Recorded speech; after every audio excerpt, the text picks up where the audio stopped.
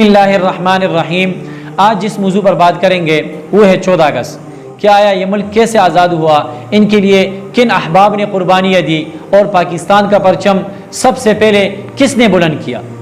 تو یہ بہت اہم باتیں ہیں جس سے ہمارے نوجوان نسل ناواقف ہے۔ تو دیکھیں، سب سے پہلے جو پاکستان کا پرچم بلند کیا وہ حضرت علامہ شبیر احمد عثمانی رحمہ اللہ تعالی عنہ تھے، جنہوں نے سب سے پہلے پاکستان کا پرچم لہرایا۔ اور بانی پاکستان قائد اعظم محمد علی جناح رحمہ اللہ تعالی عنہ نے یہ وصیت بھی لکھی تھی، اور یہ وصیت فرمایا تھا اگر میں مر گیا تو میرا جنازہ جو ہے وہ حضرت علامہ شبیر احمد عثمانی رحمہ اللہ تعالی عنہ پڑھائیں گے۔ تو آج کل نوجوان نسل کو یہ معلوم نہیں کہ پاکستان کا پرچم سب سے پہلے کس نے لہرایا، اور یہ بھی